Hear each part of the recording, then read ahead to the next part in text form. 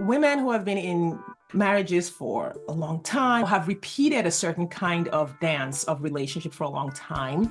There is an unlearning that needs to happen, which goes beyond just dating. So you can date and you can meet a healthy, wonderful person, but if you don't know the dance steps to a healthy relationship, you can meet the most wonderful man, and somewhere along the way, you'll step on his toes, he'll step on your toes, and you will both not be able to make the dance of the new relationship work. This is episode number 594 with Sade Curry, the how-to guide on dating after divorce. Hi, everybody. I'm Sandy Weiner, and welcome back to Last First Date Radio, where we believe it is never too late to go on your last first date.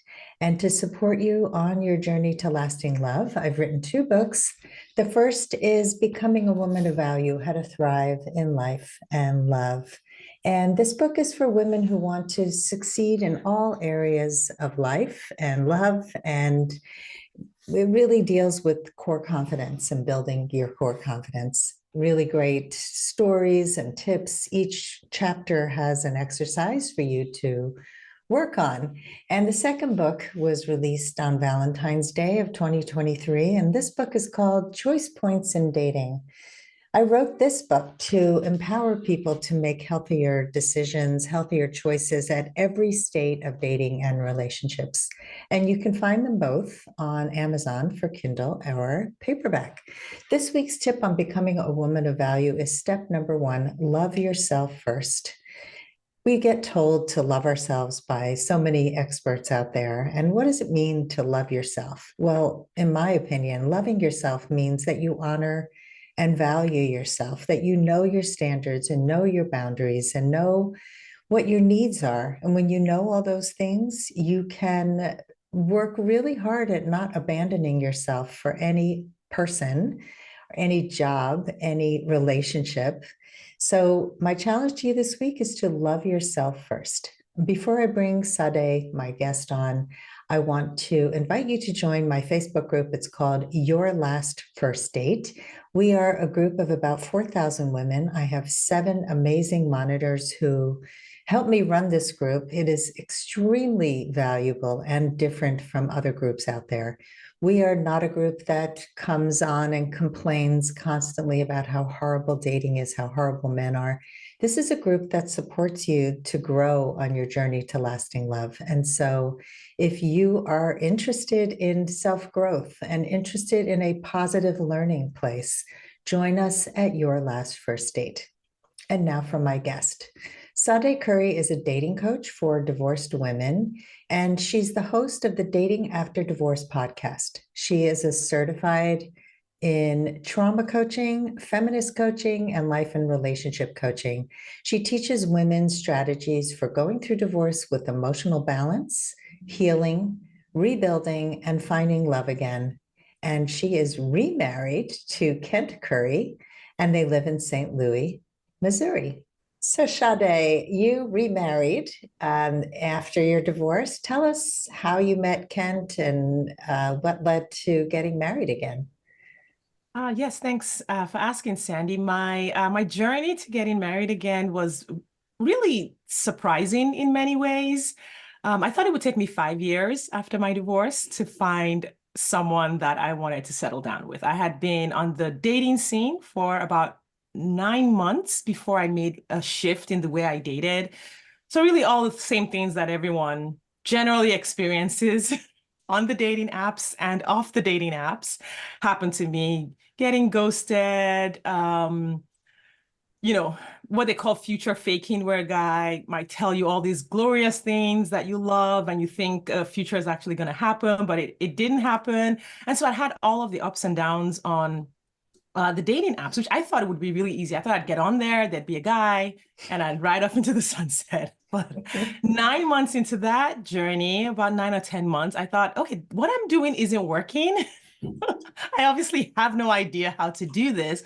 And so I took a step back and decided to say, okay, what if I did this sort of more holistically? What if I wasn't just trying to go out there and find a partner, but I was trying to figure out how to create community, how to socialize, how to date in the way we encourage our teenagers to just they're not thinking about getting married. They're just dating and having fun and going out. And so I thought, well, if I do take a step back in that way, it might take me 5 years to find someone because at this point I'm not just like looking for someone.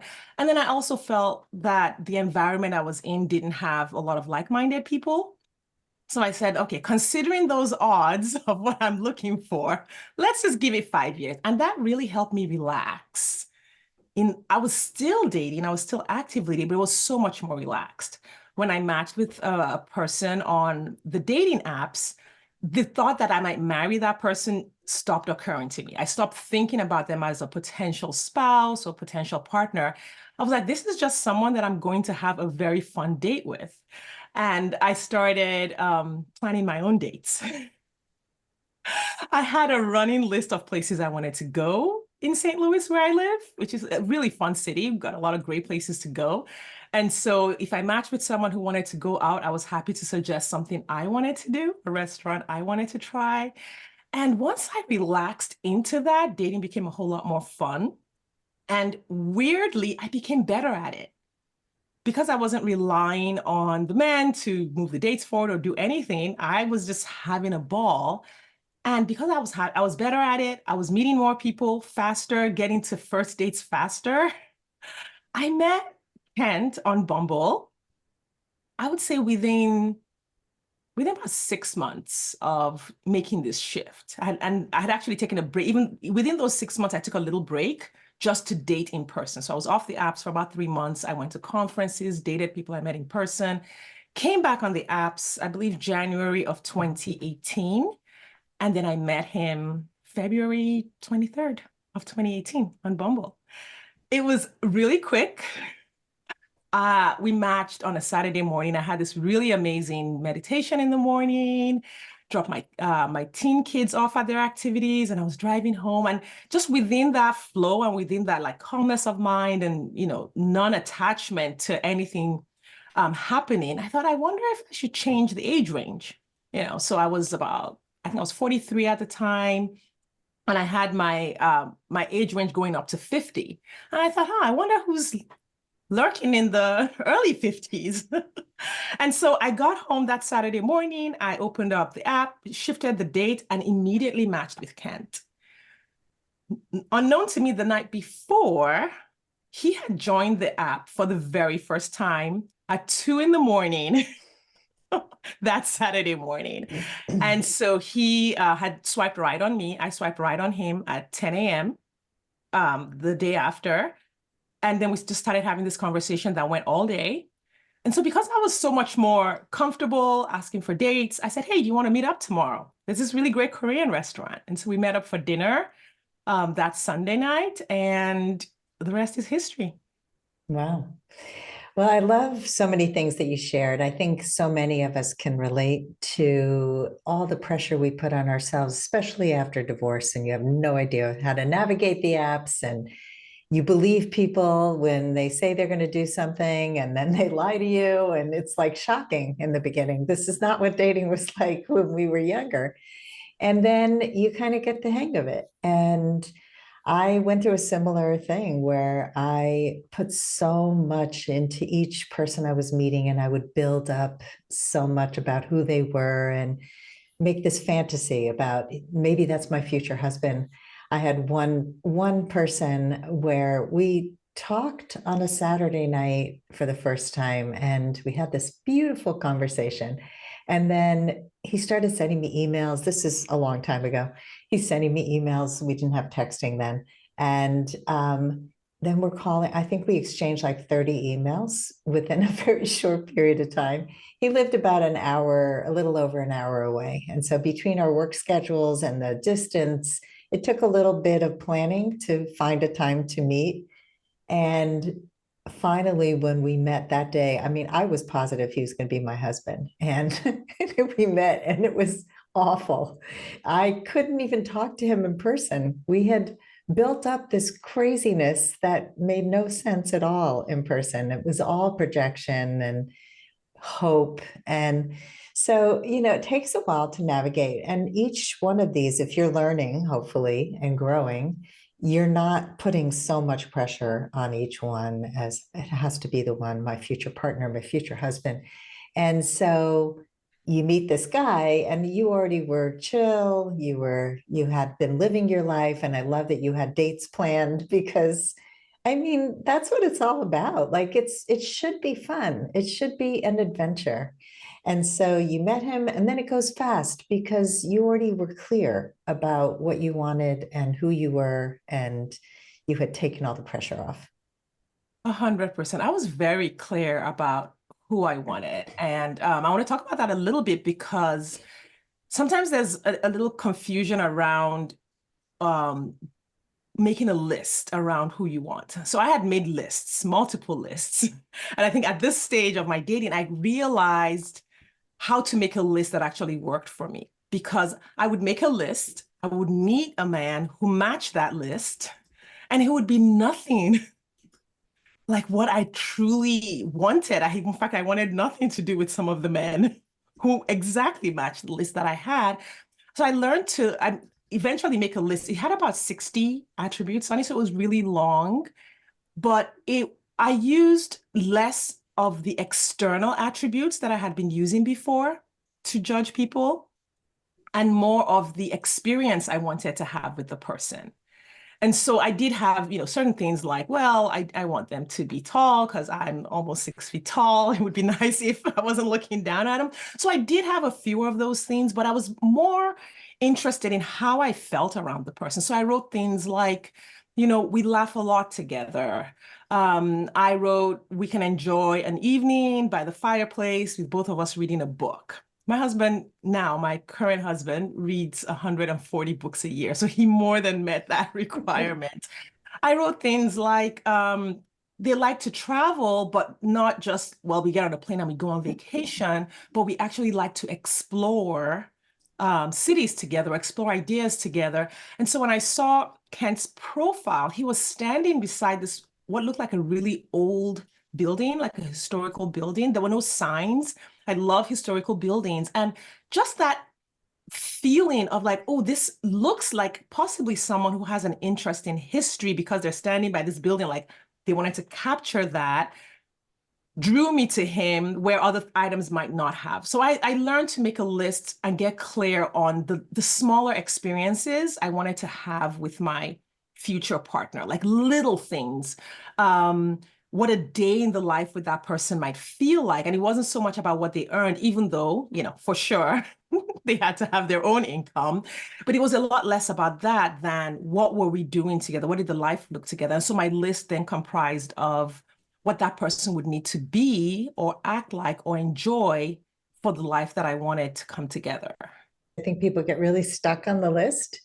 And I have seen people with requirements that are ridiculous. And sometimes it's just like an inch shorter than you thought, or it's somebody who lives a little further away, or is younger than you thought, or is older than you thought. Like you expanded your age range because it matters less than how you feel and the day to day. I mean, if you think about the people in your life who elevate you, who you enjoy hanging out with, your friends, your good friends, they have those core values in common. And it's, whenever I would have a party and I would look at the friend base, and they're all from different walks of life and different parts of my life. And they all had things in common. They all shared common sense of humor. They all shared creativity. They all shared certain core values that were important to me. And so I think we do this unconsciously in our other parts of our lives, but we don't always do it in dating because we have this crazy list that is based on society, it's based on Disney, it's based on things that are not real. And that felt sense. I was just telling my daughter that because she had been dating somebody and they broke up and she was really sad. And I said, but now you have a felt sense of how you want to feel again, because this is a guy who treated you really well and you enjoyed being with him. You enjoyed cooking with him, some of the things that you're saying. Yeah, 100%. And I think it's so missing in our education. just in life education, how Mhm. to, and I know, I don't know if you were educated by Disney and the movies on how to choose a partner. My entire education came from television, and Yeah, not helpful at all. I think there are these little nuances and ideas and understandings that are missing just because I think many cultures haven't taken the time to teach what it means to choose a partner and how to choose a partner, and what you're, telling your daughter, how to recognize the felt sense that you're looking for, and then how to recognize it when you have it with someone else, and the fact that you should be looking for that. I had no idea that I should be looking for that when I was yeah. young. How many of us do? I mean, I think not only do we not grow up with healthy relationship skills, but we don't witness healthy relationship skills. And in our family of origin and other families, it's very hard to witness, especially if people argue ineffectively or not at all in front of you. You don't know how to resolve conflict. You don't know that healthy relationships have conflict. And, so all of these things are really why we do what we do here and help people to have healthier relationships. Let's talk about the modern dating scene a little more, because you brought up some of the things that you experienced, like ghosting and future faking. What else in the modern dating scene have you seen that is causing people to not want to date, to have so much anxiety? What are some of those things? So I think the modern dating scene has been very negatively impacted by the pickup artistry movement. And I believe that was the 90s. I'm not for sure exactly when the years that was a big thing. There were books written about how to pick up women. And so the entire goal was for men, younger men, 20s, 30s, to build their confidence by um, basically convincing a woman to sleep with them. And then the scorecard was how many women you could convince to, you know, have sex with you. And I didn't realize how big this movement was. I'd heard of it. I just thought it was like a little thing, but apparently this has impacted, just thousands and thousands of people. And the ideology sort of seeped into relationships. And I think that currently we're dealing with the after effects, even though I think largely we all agree pickup artistry is not a good idea, both men and women. And, I think we all agree that this is not a good idea. However, the ideas are still out there and being passed along. And so the modern dating scene is full of sort of ways to get to a goal that is just shy of real intimacy or shy of real connection. I think some women or people socialized as women are looking for attention on the apps. I have talked to multiple women who will join a dating app just for the high of having someone show interest. And then I'll say, so when they message you, what did you do? They were like, no, I didn't message them back. I just wanted to know that I was still attractive and someone might still want me. And so where I think the underlying desire that's harming us is a sense of value coming from being wanted rather than an understanding of true connection, intimacy, and the benefits, and that they require some work and openness and vulnerability, and just having a larger number of people being willing to be open in that way. And so there's sort of this like, um, even people who do want true intimacy are worried that they're meeting people who don't want intimacy. People who don't want intimacy are like, oh, this is a field of people that I can pick up and hang out with. And so there are a lot of games that are happening. Women are playing games of, I need a man who's going to fulfill my fairy tale fantasy. I need my Prince Charming because when I get my Prince Charming, then I'll feel better. And then I'll have what I want and then I'll be worthy. And so little games that I played too. One of them was um, I would go intentionally late for a date. And actually I did this up until my last first date when I met Kent, because I had read somewhere that, okay, there are these guys that aren't great. They have terrible tempers. And so you need to go late and see what his response is. And you will tell from his response if he's a good guy or not, which of course that's terrible, terrible advice that I did not know at the time. Because a man can respond wonderfully because he wants to have sex with you.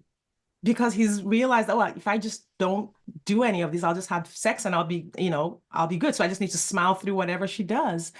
And you can then also do something to a good guy with that, like I did, where I kept him sitting and sweating bullets on his first date. This was his first date from the apps. He'd been on other dates. And he was afraid he was going to be stood up. And I really, really regret that because I was playing games to keep myself safe and to make myself feel better. And so there are all these little games. There's ghosting, future faking. There are, and a lot of people I work with do this to keep themselves safe is prove to me, the prove to me game, right? So sometimes they're even 6 months in a relationship with someone, and they still want that person to prove to them that they're the real deal. So I'll talk to people who will say, I won't say I love you first, or I won't message them back until 3 days, or they have to reach out first. Just little things that don't create connection, don't create a human bond, which is what we're all looking for. But we all play these games because we're trying to keep ourselves safe. We don't want to get hurt. We want to be vulnerable. And what I would say to that is we have to learn to be open to a little bit of the possibility of being hurt. And knowing that being hurt, if a person does ghost you, you won't die. If they do decide that, not to say I love you back, if you said I love you first, it's okay, it'll hurt.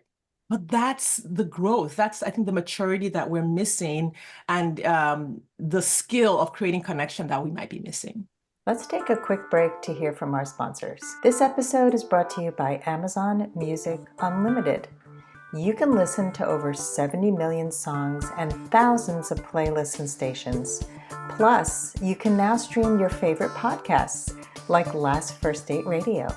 You can listen to any song, anytime, anywhere, on any of your devices. Get Amazon Music Unlimited for free for 30 days.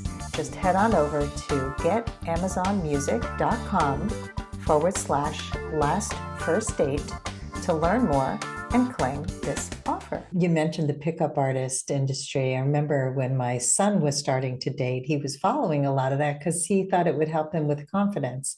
Now, he didn't do those things and go to pick up women just to have sex, but he did take some of the tips, which were good, about how to have more confidence when you're out there talking to women. But I think that and the porn industry that has led us to think that sex is pornography, which is not true. And people really are uninformed. And I think that the other part that you brought up about looking for attention and validation through the apps. I mean, my daughter was doing that in the beginning when she was first on apps. She had like 20 men talking to her and she never met any of them or talked to them on the phone. And I'm like, what are you doing? Is this just an ego boost? Because it's really not, it's not very fulfilling. How are you enjoying this? So, it took a lot of courage for her to finally go on dates with strangers. I think it is a big risk, but you also talk about making men wait. I think we're taught so many bad advice, so much bad advice from so many experts who say, do this, don't do that, wait 3 days, wait 60 days, wait 90 days to have sex. Like who does this? Like, it's random and it doesn't lead to connection. I do understand, the need for speaking up, telling somebody your standards, letting them know sex without monogamy doesn't work for me. Those kinds of things are direct communication, but just playing a game and being a tease, don't do that. I mean, you specialize in dating post-divorce. What are some of the unique challenges that women face when they're dating after divorce? One of them is being in an unhealthy relationship dance. It's sort of how I like to say it. Many of the women I work with have been in marriages or relationships for a very long time. So 10 years, 15 years, 20 years. I was, my marriage, my first marriage was 17 years before we separated, and then another 3 years before the divorce was finalized. So 20 years altogether of me being in this dance with this person. And it doesn't matter if only one person is unhealthy or toxic or, mentally ill, both people will have, for the dance to work and to have worked that long, both people become unhealthy in different ways. You can't dance with someone if both of you aren't in step. And so um, for women who have been in marriages for a long time or have repeated a certain kind of dance of relationship for a long time, there is an unlearning that needs to happen, which goes beyond just dating. So you can date and you can meet a healthy, wonderful person, but if you don't know the dance steps to a healthy relationship, you can meet the most wonderful man, and somewhere along the way, you'll step on his toes, he'll step on your toes, and you will both not be able to make the dance of the new relationship work. And I saw that in myself. I had done a lot of work before I got married again.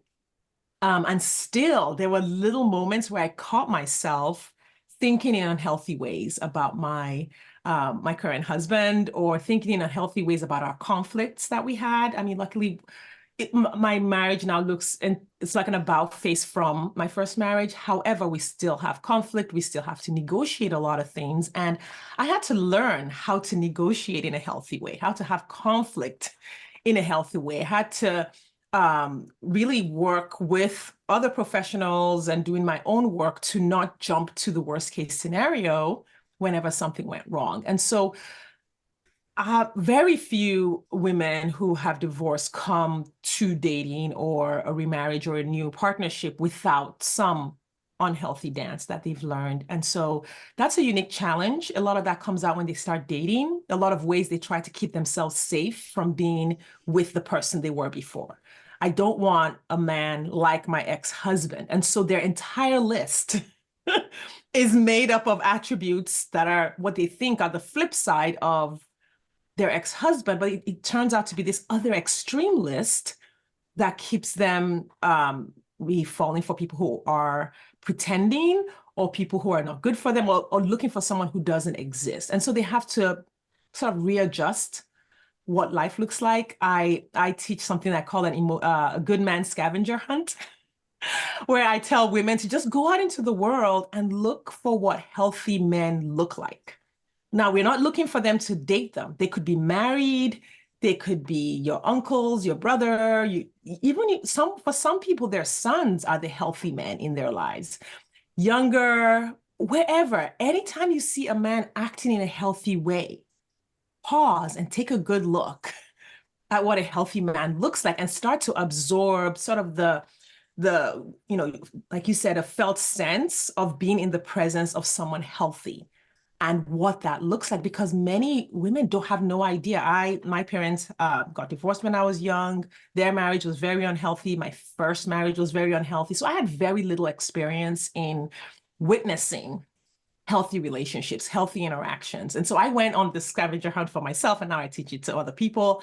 And where I said, what does it really look like to be around a healthy man? What do they do differently? This is not about them getting your door or bringing you flowers. Like, how do they talk? How do they stand? So in my workplace, I was like observing the men around me all the time. I'll give you an example, which really warms my heart. We had little cubicles, 5 to a row on one side, 5 to a row on another side. And at one period at this office, there was an older gentleman who sat across from me. And every day at lunch, he would call his wife for about 15 minutes. And literally, he would pick up the phone and say, "Hello, cutie."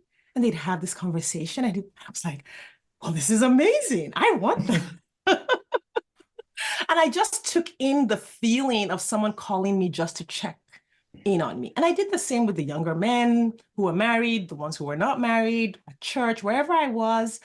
I absorbed that and used it to learn what it would be like to interact in a healthy way. That's a great idea. I think so many of us don't have any clue what healthy looks like, and our attraction is to unhealthy. And so we feel the hormones going and we feel, oh my God, this is it. And we ignore all the red flags and we just go, oh my, this is amazing.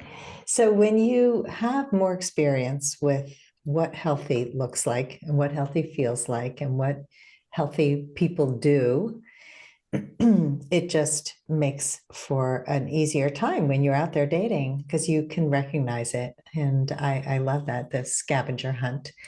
So, and you say it's important to look for green flags rather than red flags. Is that connected to your scavenger hunt? Very much so. Especially as I've worked with women over the years now, and I started out like helping them identify red flags. And I realized that even after we had eliminated all of the red flags, some men that, we were looking for were still not right. Not because they were toxic or unhealthy or like, unsafe in any way, but they didn't have certain attributes that were required for a good relationship. So they were good people, right? They could be your coworker or a vendor or even a friend, but they didn't have the tools that were going to be needed for a relationship. Not every good person is good for you as an individual. Not every good person is skilled in relationships. And so when we look for red flags, which I think I started out with that as well early in my dating, we're looking to keep ourselves safe from danger, which is what the human brain is just primed to do that. We want to stay safe. We want to preserve ourselves. So we do that so easily. But the assumption is that if I can go down 60 red flags of a narcissist and the person doesn't have any of those, then they'll be a good spouse. What we found was that some of these people were maybe not a fit with core values, or they were good people, but they were, too introverted to carry an intimate relationship with another person. They were, anxious in themselves and insecure in themselves, so they couldn't be a generous giver. Or they were addicted to pornography, or even used pornography just enough that they didn't develop the actual skill in giving a partner pleasure or receiving pleasure from a partner. So these were all the things that they weren't extreme things, but they were just, well, does this person is this person comfortable having a conversation with the rest of your family? So when both of you are together, everything's wonderful. But then you go to dinner with your family and suddenly they become a bundle of nerves. They can't get a word out or they dominate the conversation. That is, so a green flag there would be, hey, do they have social skills? Do you feel like you grow when you're around them? Are they generous? So a person has a right to keep all of their resources to themselves. However, a person who wants to be in a relationship needs to have the skill of sharing their resources with another human being. Do they look out for you? And so there's some elements that are required to actually be a team with someone. For a team to pull together, both people have to have each other's back. So a green flag is, does this person actually anticipate your needs in some way? When an event is happening or you're planning something, do they think about your comfort? Or do they just say, well, I've taken care of my own stuff for this trip that we're going on. I'll see you at the airport. Or are they, hey, do you have everything you need? Can I pick something up from you from the grocery store? Are they considerate? Are they kind? Do they actually put out effort to care for the people around them? So those are some green flags to look for beyond just making sure the person isn't toxic. Yeah, that's great advice. I think that people have red flags glasses on often. And it is that whole stay safe, don't be vulnerable, stay safe. And if I look for all the qualities that my ex had, then I can stay safe. Or if, my ex was a lawyer, and so now I will never date a lawyer again. Like that makes no sense. And people will negate people for the most ridiculous reasons and stay with people who they should never be with. And so looking for these things, social skills are really important. I married somebody with poor social skills. He had a lot of social anxiety, but he was a performer. So on stage, he was this gregarious, spontaneous, really fun, sexy guy. And off stage, he was reserved, did not ever want to do conflict, just went into himself, barely had any friends. And I'm a very social person. So that's an important thing for me this time around, is to find somebody who is social and likes people and can engage with people. So it's important to look at what's real and what's underneath those surface things that we think are important. Let's talk about online dating a little more because most people are dating online, and if they're not, it's a really important way for people to meet partners. I'm in the midst of teaching my online dating course for the 10th time because since the pandemic, the 10th time, because it is such an important course and such an important skill to have. So if somebody wants to create a dating profile and attract a partner that would be compatible, what are some of your tips for that? So I really have one tip, but that one tip has so many layers to it. My tip is use your core values to create your dating profile. And so that's what I teach. I'm like, we start with who you really are, your core values. And of course, core values show up in many different ways, and we explore the ways they show up in your life. And then we build on that to identify the kind of person who would fit in with you. So if you are this kind of person, which I work with divorced women, and so that's a piece that's often missing is that sure, that clear identity, that clear self-identity. Many of them have spent time raising children, caring for the ex-husband and the family, and have lost their sense of self. So we explore the sense of self and say, who are you really underneath all of these labels? What does an amazing life for you feel like, not in an airy fairy, but in a very practical way. And then what would a relationship, so if you take the life that feels good to you, and then we add in a human and it still feels good to you and everything's still working, what does that feel like? We do all of that before then finding who is the person who would have matching core values, right? Whatever that gender is. So if you're, whatever, a man who fits in with that. If you're a woman looking for a man, a woman who looks, fits in with that. If you're a woman looking for a woman. And so it's a little bit of a detailed process that starts with who you are. So it's different for everyone because I read a lot of articles and people are like, well, you need these three things on your profile. You need to say these things. And when you go on the apps these days, profiles all look the same because everyone has like a standard of what they think it should look like. And so my advice to my clients is we're going to create a profile for you that could not be superimposed on another human because you're a unique human and we need to dig deep enough to find who you are. And then once you do that, you then create a profile based on all of that information. You pull out all the information and say, I want to attract this kind of person. This is who I am. What about me does this person need to see to know that I am the one for them? Because we don't want to attract all the men on the apps. We want to attract a few who fit into a criteria. So once you have that, it starts to look like when I was dating, I put a picture. So you have your 4 pictures, full body picture, the basics. I had a photograph of a book display from my local bookstore. And the book display reflected my ethnic background. It reflected my political values, and it reflected my love of reading.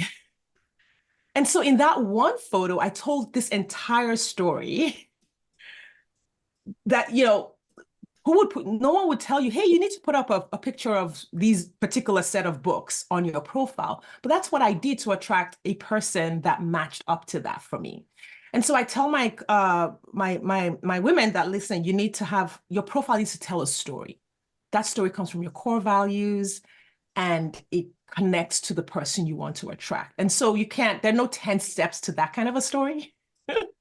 Every woman is telling her own story. So that's my biggest tip. Out of that comes, what photos do you use? Let every photo tell a story. Don't just put a photo that shows how you look, because after a while, you're just another face in an app. But are you in a place that tells a story? I have a woman I'm working with who she's at a concert at least once or twice a week. So I said, you know what? But she goes alone because she's currently single. And so she didn't have a lot of photographs of herself at the music halls. And so I said, okay, here's your assignment. You go to, the 5 biggest music halls in your city, have a friend take a photo of you. It's not fake because you have been to those multiple times, but we need 1 or 2 to attract the man who also goes to these music halls once or twice a week. And that will stand out. Now, whether he's for you or not, we won't know till later, but your profile will jump out to that particular man. And he won't, the man who does not want to leave his home will swipe left very quickly on you when he sees how much of an extrovert you are. Yeah, no, telling a story is so important. People post boring profiles, they're generic, all sound the same, their pictures all look the same, they all wear black instead of color. Like it's just, there's so many things that can set you apart. But that story part is people connect through story. You know, I tell stories, I go on stages and tell stories because we connect with each other through story. And so if you have a photo that tells a story, I love the book photo.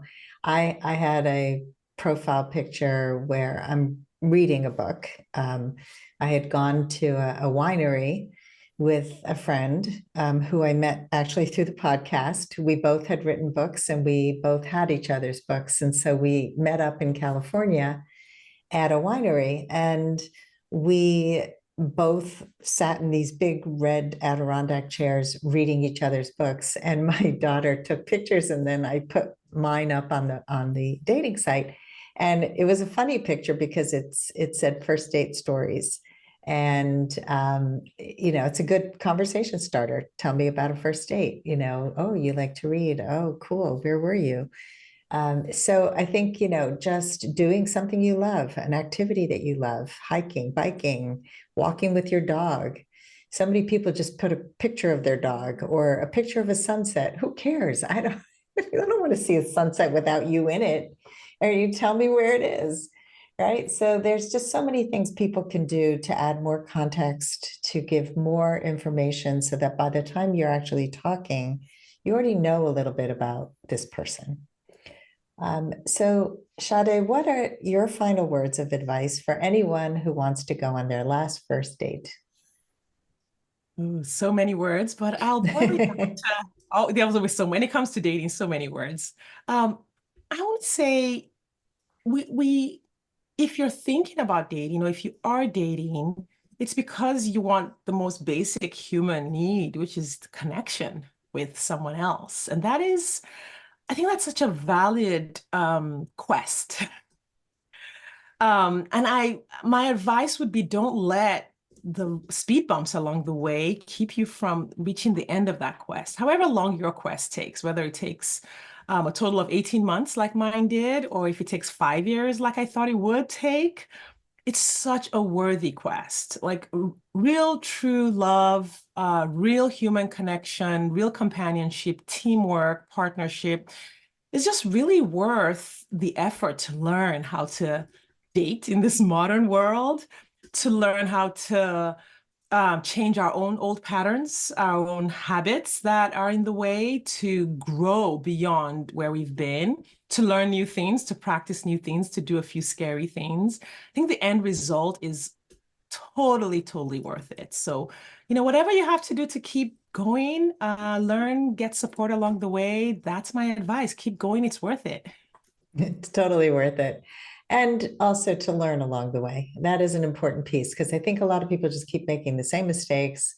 They have no idea why it's not working. They shut down and they lose hope. And it's important to not lose hope and to know that, you know, every relationship is your teacher. Every date can teach you something about yourself, about dating, about men, about communication, having a little more boldness and saying, this isn't going to work for me, but it was so nice to meet you. Being able to end things, not ghost people because they've ghosted you. You know, it's really just such important work. And I appreciate that you do this. And I know you have a free gift for anyone who is dating after divorce. Can you tell us what that is? Yes, happy to. So I made this list for women because I realized a lot of women who were divorced were making this list of red flags or a partner list based on their exes. So I said, hey, let's start fresh with a new foundation. What are the green flags of any healthy relationship, really? what would a healthy relationship look like? Before we make any list, let's start there. And so it was really an educational piece. So it's called the 50 Green Flags of a Healthy Partner. And it's just attributes that we all want in a partner. It doesn't matter who you're looking for, who you are. There isn't a person who doesn't want these 50 things in one form or another in a relationship. And I compiled it and adjusted it and said, okay, I think these are the 50. And if you have them in some quantity or the other, now not everyone's going to be a 10 out of 10 on everything, but there's an element of all of these that are required for a healthy partnership. And so it's available for free online if you sign up for my email list. And you can use it to say, okay, I'm in a relationship. Is it healthy? I'm thinking about committing to this person. Is what we have together healthy? Or I have a partner list. Have I included some elements that are really important for me to consider before finding someone? That's great. So this the link will be in the show notes. And I know your website is sadecurry.com. And people can find your podcast, your Instagram, your Facebook, all the good stuff. Thank you so much, Sade, for coming on the show for this wonderful conversation about dating after divorce. It gives us a lot of hope and a lot of skills, which are both important. Thank you for having me, Sandy. This has been so much fun to have this conversation with you. My pleasure. And thanks everybody for listening today. If you love our show, please give us a high rating on Apple Podcasts or wherever you listen to podcasts. And as always, here's to your last first date.